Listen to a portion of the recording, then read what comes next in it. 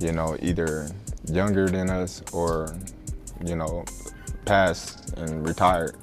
So why not? You know, I want to challenge myself. The best always looking to fight the best and challenge themselves, you know, and why not, you know, challenge. Terence Crawford can't beat him, right? This is a money grab for Terence Crawford. It's just a situation where Terence Crawford is trying to fill up his bank account opposed to actually his legacy. But if you study Floyd closely like I have, you will notice that he never wastes any steps while he's in the ring. Terence Crawford reportedly accepts Floyd Mayweather's fight offer during a live interview with Stephen A. Smith. Crawford explains that for him, boxing is about testing limits and taking on challenges no matter how big they are. He emphasizes that the best should fight the best, and he is ready to step up once again. With calm confidence, Crawford makes it clear that facing Mayweather is another way for him to prove himself and push beyond every expectation. Businessman, because this is Terence the businessman talking, right? They got to pay the cheddar to make it better, right? For sure, for sure. All money ain't good money, so you gotta know that. Okay, fair enough. I hate to use the word easy, but at times it did feel like you were, you know, having a really easy time out there. Were you expecting it to play out that way? Listen, it's never easy, you know. Stephen A. Smith has always been outspoken in his coverage of sports, and boxing is no exception. When he praises Terence Crawford for becoming a champion in 4 different weight divisions, it is not just a casual compliment, but an acknowledgement of an achievement that is rare in modern boxing. In today's era, where fighters often hesitate to move across divisions because of the risks involved, Crawford's ability to dominate at 4 different weights places him in a unique category. Stephen A. stresses that such versatility and dominance establish Crawford as an all-time great pound-for-pound fighter. It highlights not only his physical adaptability, but also his technical mastery, mental toughness, and desire to keep challenging himself against increasingly difficult competition. Terence Crawford is the best fighter on the planet. Pound for pound, he's that dude. In this 4-belt era, he is now the undisputed world champion 3 times over.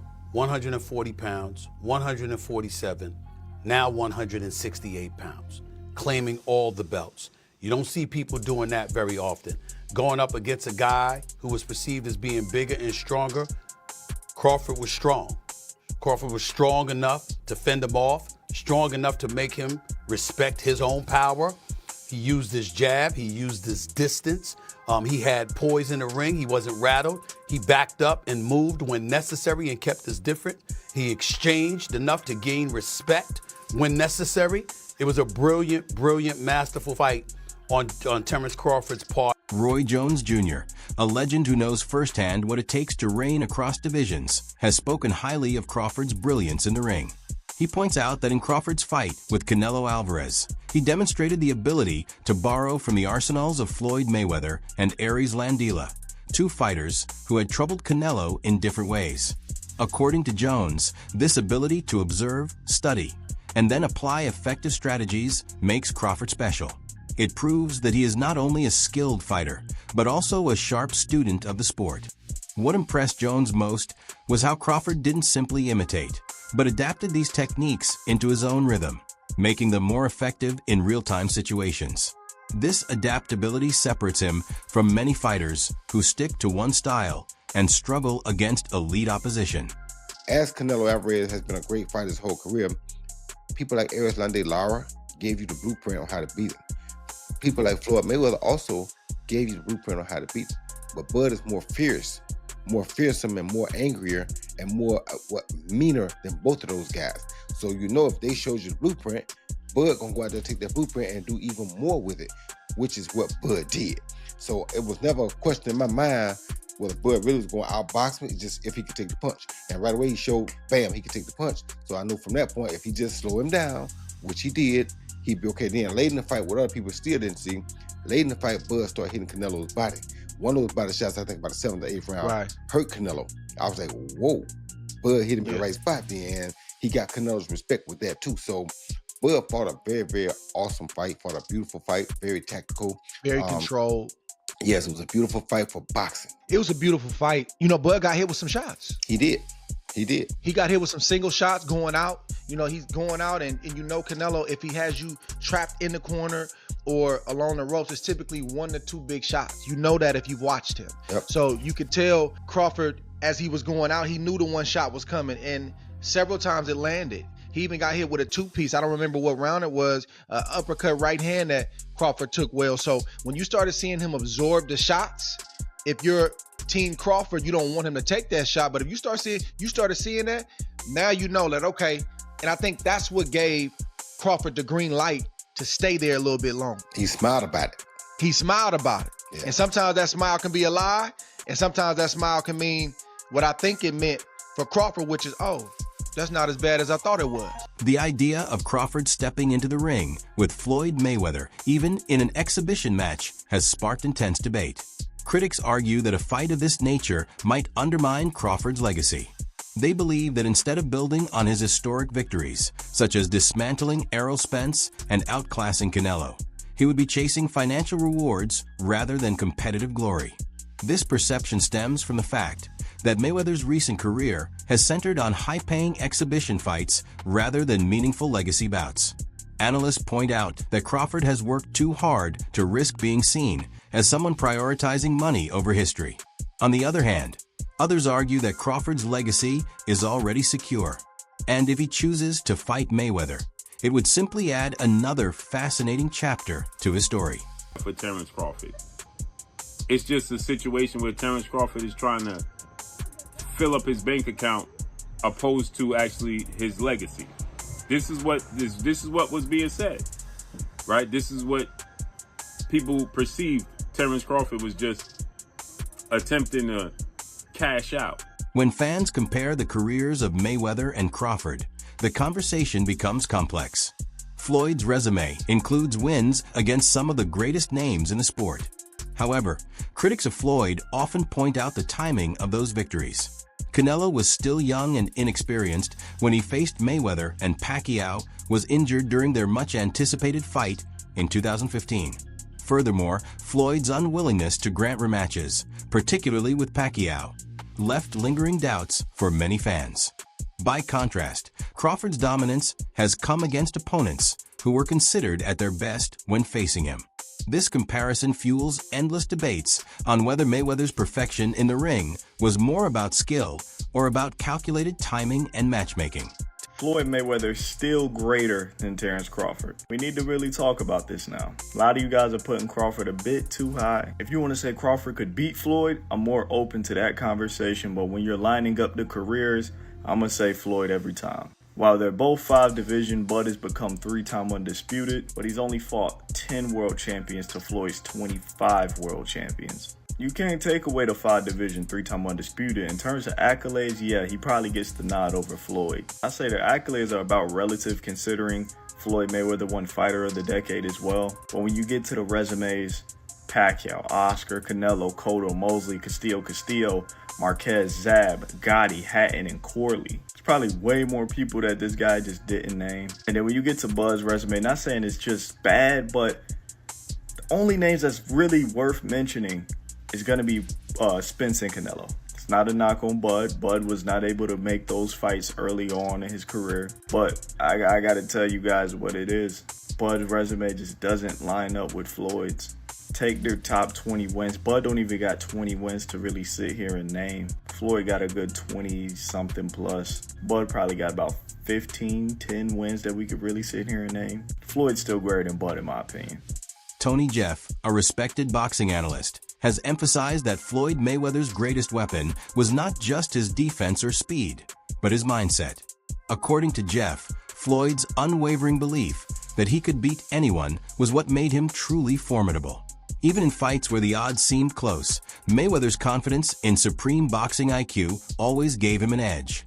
His ability to read opponents, adapt within seconds, and stay calm under pressure set him apart from other fighters who relied solely on physical gifts. Jeffer notes that this psychological edge, combined with technical precision, made Floyd appear almost unbeatable, and it is why he retired with an unblemished record. with an unblemished record. Strong mindset, they're really confident, they really believe in themselves, but you need more than that mindset. You need to have the full package of everything that I'm talking about, what Floyd has got. Fighters should only want to get better. The more you win, the more you should work hard. If you think about losing, you're gonna lose. All I ever thought about was winning. So that's all I know. Floyd would visualize his success before he even stepped into the ring. There was no alternative to him but winning. And this mindset isn't just for boxing, it's for all walks of life. And I've actually done a full video talking about how I used this mindset of visualization to win my Olympic medal. And it was an absolute game changer. Now, Floyd used to use this mindset to ease the pressure that he put himself under. And he made himself think like, I'm not under any pressure right now, where he was under immense pressure. Pressure either makes you or break you. Well, you see where I'm at, so it's obvious that I'm the type of athlete or I'm the type of entertainer that can deal with pressure. There's never no pressure. Now, if you watch his fight in 2013 when he fought Canelo Alvarez, Canelo came in a young, strong, undefeated fighter, but by round 2, Floyd kind of had him figured out. He was reading Canelo's jab. He would slip outside and then come back with a clean counter punch, then move his feet and get out of the way. He basically had the full fight under control, and he was controlling the full rhythm of the fight. He was forcing Canelo to fight at his pace. And this is what he would do in all of his fights. He would get his opponent to do what he wanted them to do without their opponent even realizing it, which is what we call boxing IQ. Now, even though I'm not a fan of Floyd Mayweather personally, because of the time when I did meet him, what he said to me made me just feel like this guy is a piece of shit. The boxing community is always hungry for intriguing matchups. And recently, one of the most talked about possibilities is Terence Crawford facing David Bendes.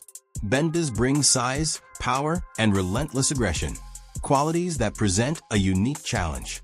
Fans see this fight as the kind of risk that could push Crawford beyond anything he has faced so far. The speculation continues to swirl, even though nothing has been officially announced. What this debate shows is the longing among fans for high-risk, legacy-defining fights, rather than exhibition spectacles that carry more financial weight than sporting value. Crawford versus Bendes would represent the clash of skill versus size, precision versus aggression, making it a dream fight for many boxing followers. Not me, but shocked the world. This past Saturday, Mexican Independence Day weekend, what he took on defeated another first ballot Hall of Famer, but he essentially jumped up 3 weight classes, technically 2, from 154 to 168, but only had 1 fight at 154 last August against Israel Majamov. Terence Crawford defeated Saul Canelo Alvarez, who is a 4-division champion, 2-time undisputed super middleweight, and the reigning, at the time, super middleweight world champion, undisputed world champion. And Terence Crawford beat him handily and convincingly. And because he beat him so easily, now the 63 win, 3 loss, 2 draw, 39 win by way of knockout, biggest threat has been now imposed on Terence Bud Crawford, and that's the Mexican Ecuadorian monster, David Benavidez, who is a 2-division undefeated world champion, is the 2-time WBC super middleweight and reigning WBC light heavyweight, 175-pound champion, who has a record of 30 wins, no loss, no draw, 24 wins by way of knockout.